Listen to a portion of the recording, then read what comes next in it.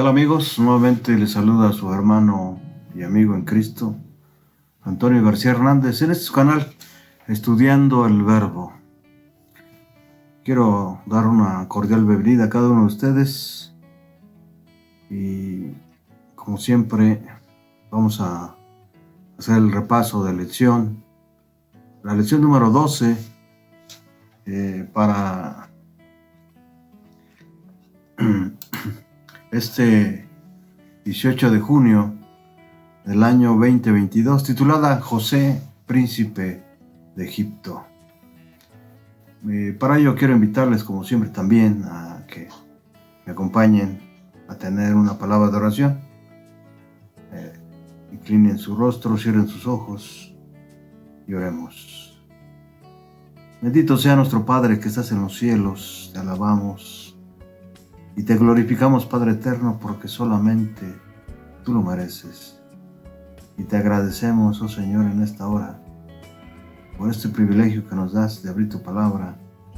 Habilítanos con poder, oh Padre, que tu Espíritu Santo nos utilice como instrumentos del cielo. Bendice, Padre eterno, este ministerio, este trabajo que estamos haciendo en este canal. Y también bendice a toda nuestra familia, a toda nuestra casa, y a todos los que nos han de escuchar y nos están escuchando en esta hora, porque en Cristo Jesús te lo suplicamos humildemente. Amén. Amén. José, príncipe de Egipto. Estamos ya por terminar este segundo trimestre del año 2022. Ya estamos en la lección número 12. Quiero recordarles que Escuela Sabática tiene como propósito que hagamos de la Biblia un hábito de lectura, porque en ella hay poder, porque es palabra de Dios. Y sin duda, Escuela Sabática es el corazón del pueblo de Dios, el corazón de la iglesia. Y hemos venido estudiando a diferentes personajes del libro de Génesis, el libro del principio, el cual estamos a punto de terminar. ¿Ya? Para ello quiero invitarles, como siempre, a que me acompañen a abrir la palabra de Dios, el libro de libros, la Biblia. En el capítulo 41, versículo 41, miren lo que dice la palabra de Dios. También le dijo Faraón a José: como ves, yo te he puesto al frente de toda la tierra de Egipto. Sin duda, esta cita nos muestra que los hijos de Dios han sido puestos en diferentes lugares importantes dentro de algunos pueblos, naciones, con el propósito de llevar el evangelio, ¿sí?, a esas naciones y que puedan arrepentirse y venir al Dios verdadero. Sin embargo, como en el caso de Daniel y en este caso de José, muchas naciones, aunque fueron bendecidas por Dios, ¿sí?, con los hijos de Dios, quienes llevaron el evangelio eterno, el evangelio de salvación, para que reconocieran al Dios eterno, al único Dios verdadero, no aprovecharon esas grandes bendiciones, ¿verdad? Pero esta historia no nos muestra solamente eso, sino nos muestra también cómo los hijos de Dios se colocan en puestos estratégicos donde pueden ser bendición para esos pueblos, para esas naciones. Vamos rápidamente a la introducción de esta lección. A José se le entregó la más alta posición en la esfera de las finanzas. Los egipcios llamaban a un funcionario tan prominente como ese portasellos real. Algunas inscripciones hablan de esclavos asiáticos como altos funcionarios egipcios, uno de los cuales pudo haber sido José. Literalmente, José saltó en un día de la miseria a la riqueza. Y en eso consiste, ¿sí?, una restauración anticipada, ¿verdad? En eso podemos ver en ello, en la historia de José, una restauración anticipada. El relato de la vida de José, en los capítulos del 34 al 46, constituye una gran prefiguración del proceso restaurador de Dios, particularmente de aquellos que han sido víctimas de otros. Todo lo relacionado con el Espíritu Santo y la restauración se desarrolla y la interpretación de los sueños de José se cumplen fielmente. Esto significa que las revelaciones que recibió José en sueños provienen de la fuente divina, anticipándose para todos aquellos que confiamos en el Creador y para que tengamos esperanza, ¿verdad? Amós 3:7. No hará nada Jehová, el Señor, ¿verdad?, sin antes revelarle sus secretos a sus siervos, los profetas. Esto que acabo de introducir viene en la Biblia de estudio, Plenitud, en la página 46, ¿verdad? Como ya dijimos, José es elevado al cargo más importante de Egipto. Estando en esta posición, puede haber cumplido lo que Dios le había mostrado en sueños.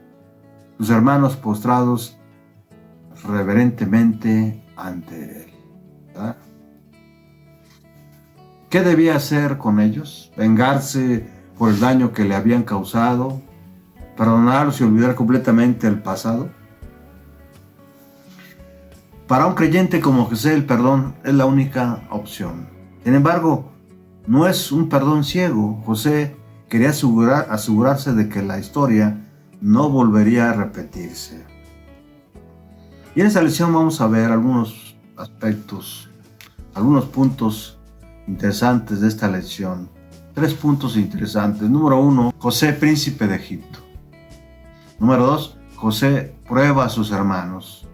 Y número 3, Dios transforma el mal en bien, ¿verdad? Así que vamos rápidamente a desarrollar el primer punto de esta lección. Pero para que quede claro, sí, vamos a repetir nuevamente los puntos. Número 1, José, príncipe de Egipto. Número 2, José prueba a sus hermanos. Y ahí vamos a ver algunos aspectos. Vamos a ver la prueba que le hace José a sus hermanos de arrepentimiento. Vamos a ver también la prueba de celos y también la prueba definitiva. ¿En qué consiste? Y número 3, vamos a ver, Dios transforma el mal en bien. Vamos entonces rápidamente al primer punto, estimados amigos y hermanos. José, príncipe de Egipto. Para ello quiero invitarles nuevamente a la palabra de Dios, ahí mismo en el capítulo 41, versículo 38. ¿Qué dice la palabra de Dios? Y el faraón le dijo a sus siervos: ¿podremos encontrar a otro hombre como este en quien esté el Espíritu de Dios? Es interesante cómo Faraón habla del Espíritu de Dios, ¿verdad? Como si le hubiese sido revelado también quién era el verdadero Dios. ¿verdad? Como si le hubiese sido revelado. Y así fue. Cuando José le revela su sueño, ¿sí?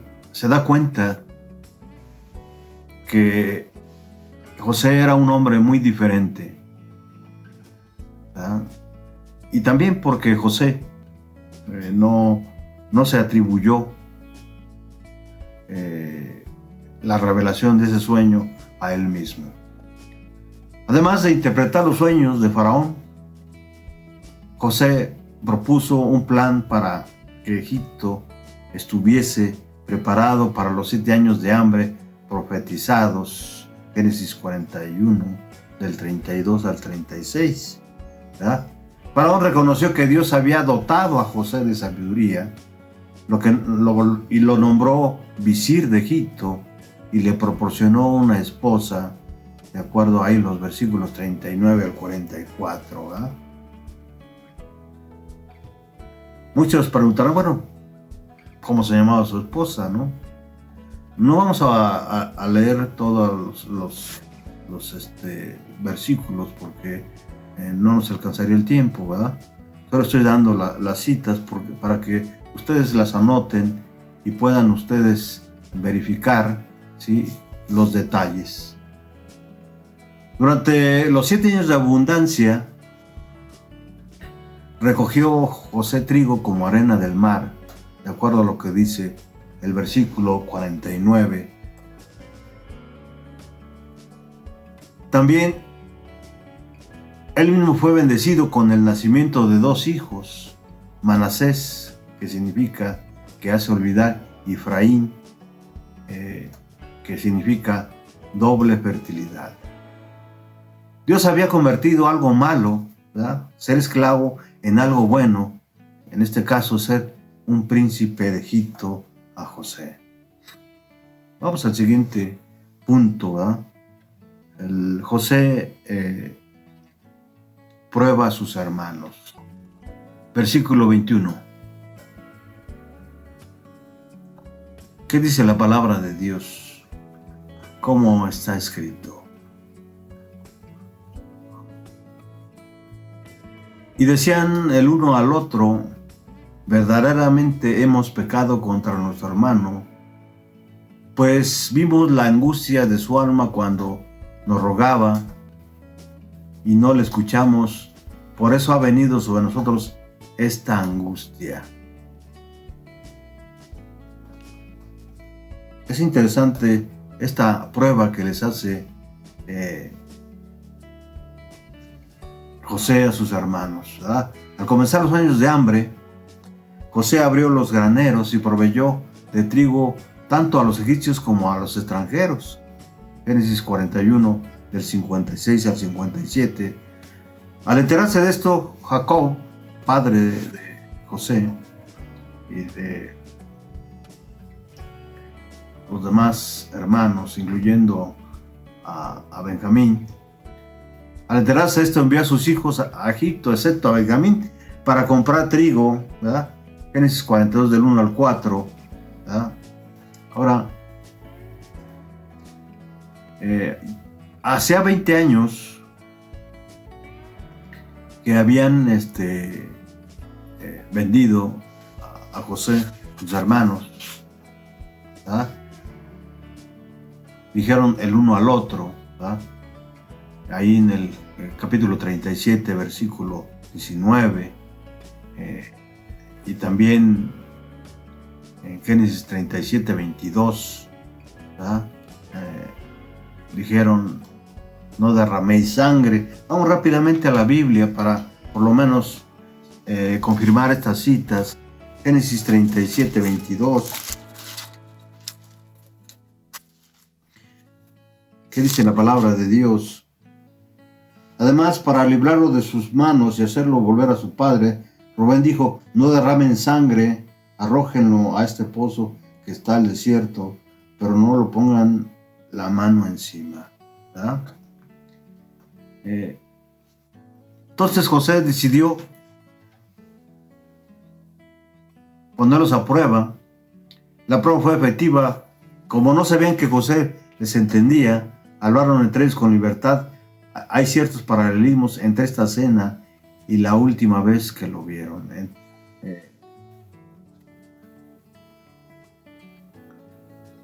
Ahora, en el versículo 20 del capítulo 39, vamos a confirmar otra cita.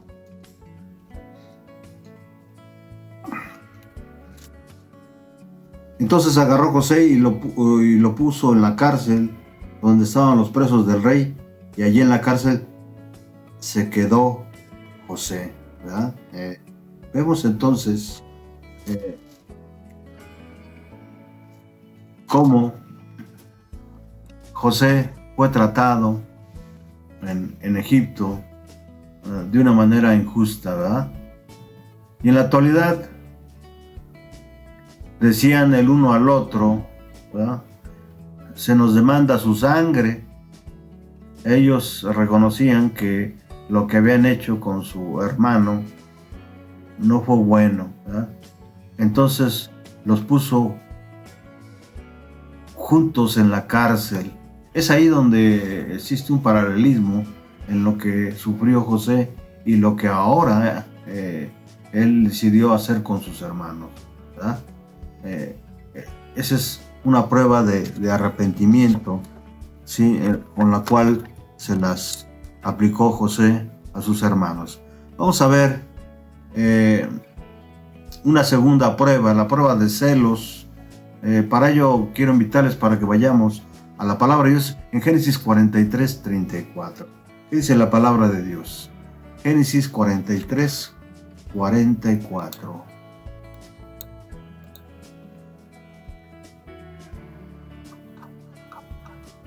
Vamos rápidamente a la palabra de Dios. Génesis 43, 34.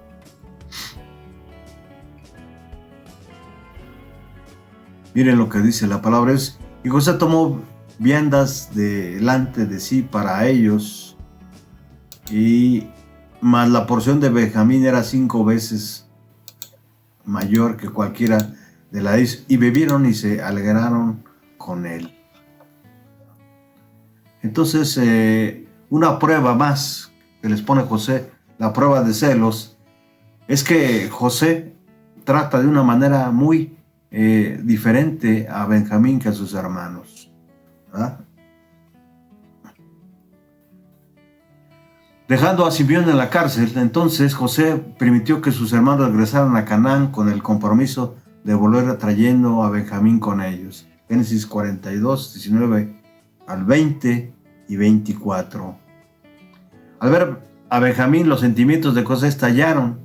Génesis 43, 30. Les habló con mucho cariño, ahí en el versículo 29, y mostró un trato especial, tal como su padre lo había mostrado con él, ¿verdad? Génesis 43, 34 y 37, 3. Esta vez los hermanos no mostraron celos hacia Benjamín, sino que se alegraron con él. Algo había cambiado en ellos, ya no se preocupaban por los favoritismos, ¿verdad? Vamos a la tercera prueba y la prueba definitiva que sometió José a sus hermanos. Para ello quiero invitarles para que vayamos a Génesis 44, 33. ¿Qué dice la palabra de Dios? Te ruego por tanto que quede ahora tu siervo en lugar del joven por el siervo de mi señor, y que el joven vaya con sus hermanos, ¿verdad? La última prueba de José consistió en acusar a Benjamín de haber robado una copa de plata. Génesis 44, del 2 al 4 y 12. Abandonarían a su hermano pequeño como lo abandonaron a él. Esa era la prueba la última prueba y definitiva que puso José a sus hermanos para cerciorarse de que su carácter había sido cambiado, ¿verdad? El discurso de Judá es realmente conmovedor. En primer lugar, reconoció sus pecados. Dios ha hallado la maldad de tus siervos. Quiero invitarles a esta cita que es muy importante en esta lección. Génesis 44, 16. Miren lo que dice la palabra. Y Judá respondió: ¿qué podemos decir a mi señor? ¿Con qué palabras podremos justificarnos? Dios ha puesto al descubierto la maldad de estos siervos de mi señor, y ahora nosotros y el que tenía la copa en su poder seremos sus siervos, ¿verdad? José se las ingenió para que sus siervos le ayudaran a poner una prueba definitiva, ¿sí?, a sus hermanos. Y esta vez lo hicieron, los probó para ver si nuevamente dejaban a su hermano Benjamín a su suerte, ¿sí? Ya que era acusado de haberse llevado un utensilio, ¿sí?, una copa de José en su carga, ¿verdad?, donde iba el trigo. Recordando el dolor que su padre sufrió con la pérdida de José, empatiza con él y no desea verlo sufrir de nuevo. Génesis 44, 20 y 30 al 31. Finalmente José se ofrece a sí mismo para ocupar el lugar de Benjamín, ¿verdad? Génesis 44, 33, al igual que el carnero ocupó el lugar de Isaac. Génesis 22, 13. Con estas tres pruebas, ¿verdad?, la prueba de arrepentimiento, de celos, y la prueba final o definitiva, José entiende que realmente sus hermanos se habían arrepentido de lo que habían hecho, ¿verdad? Entonces, vemos en el último punto cómo Dios transforma el mal en bien. Vamos rápidamente a la Biblia, a la palabra de Dios, que es vitales para que abran sus Biblias. Ahí en el capítulo 45 de Génesis, versículo 5. Pero no se pongan tristes ni lamenten el haberme vendido, porque Dios me envió aquí delante de ustedes para preservarles la vida. Sin duda, el sueño o la profecía se cumplió ante los ojos de los hermanos de José, ¿verdad? Pero él, lleno del Espíritu Santo, en lugar de sentirse soberbio por lo que Dios había hecho en su vida, ahí en Génesis 45, 5, les dice: ahora pues, no se pongan tristes, ni os pese de haberme vendido, porque para preservación de vida me envió Dios delante de nosotros. Yo creo que esas palabras que pronuncia José denotan que sus hermanos habían pasado la prueba y había llegado el momento de decirles quién era en realidad él. Yo soy José, dice el versículo 45, 3, ¿qué? Sin duda ellos habrían exclamado, ¿verdad? Imposible. Así que tuvo que repetírselo dándole más detalles. Yo soy José, vuestro hermano, el que vendisteis para egipcio, dice el versículo 4 de Génesis 45. Leámoslo para que podamos ver. Entonces José les dijo: acérquense a mí. Ellos se acercaron y les dijo: yo soy José, su hermano, el que ustedes vendieron a Egipto. Aquí José no habla de venganza. Había comprendido que Dios había transformado el mal en bien, ¿sí?, al decir: ahora pues, no se pongan tristes ni os pese de haberme vendido acá, porque para preservación de vida me envió Dios delante de vosotros, ¿verdad? Para daros vida. Y les aseguro que en definitiva Fue Dios quien me envió a Egipto, dice ahí Génesis 45, del 5 al 7. Sin duda, ese momento fue muy especial, tanto para José como para sus hermanos, ¿verdad? Provee lo necesario, entonces José, para que toda su familia venga a Egipto, y ahora las cosas van bien. La providencia de Dios se ha manifestado de manera poderosa. Y con esto terminamos el repaso, no sin antes, como siempre, ¿sí? Leerles una cita de la sierva del Señor, de Elena G. de White, de su libro Patriarcas y Profetas, página 302. Miren lo que dice ella. Dios dirigió los acontecimientos para que su luz fuera comunicada al pueblo de Egipcio. Tanto en la casa de Potifar como en la cárcel, José recibió una educación y un adiestramiento que, con el temor de Dios, lo prepararon para su alta posición como primer ministro de la nación. Desde el palacio del faraón se sintió su influencia por todo el país y por todas partes se divulgó el conocimiento de Dios. Sin duda, Dios prepara a cada uno de sus hijos para que vayan a toda nación, pueblo y tribu. Siempre ha sido ese el mensaje, siempre ha sido ese el propósito de Dios, ¿verdad?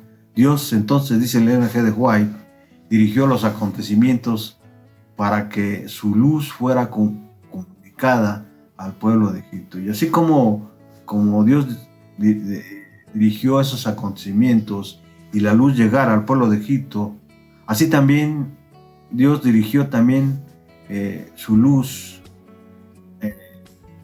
a otras ciudades, a otros pueblos,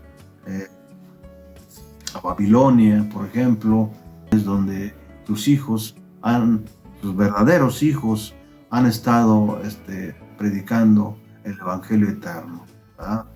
De la misma manera, nosotros podemos ser usados por Dios si nosotros lo deseamos, ¿verdad? Podemos ser enviados a diferentes países, a diferentes pueblos, a diferentes partes del mundo, o solamente en el medio en el que nos desenvolvamos, con el propósito que mediante nuestra persona, ¿sí?, Dios pueda divulgar sus perfiles, su amor y su deseo de que todos vayamos al arrepentimiento y seamos transformados, ¿sí?, mediante el poder, mediante el sacrificio, mediante la obra redentora de Cristo Jesús. El Señor les bendiga, estimados amigos y hermanos, y nos vemos en la siguiente lección. Hasta pronto.